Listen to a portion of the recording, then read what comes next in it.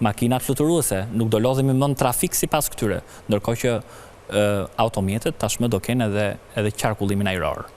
Këto i kemi pas parë në... Si do ta blejmë ne këtë makinë? Shiko, kur prodhohen... Do të ketë një kosto shumë të ulët. Mendoj që kur prodhohen me shumicë, do thotë që edhe çmimi do i bie, logjikisht. Pra mund të jetë e përballueshme, mendon? Besoj që po, sepse po ta shikojmë sot bota e teknologjisë, po ndikon më së miri që dhe ne të suportojmë në aspektin financiar blerjen e pajisjeve elektronike. Si do të jenë qytetet digjitale, Ermand? Qytetet digjitale do jenë një ndërthurje shumë e mirë midis njerëzve dhe botës teknologjisë. Humanoidve, robotve, etj.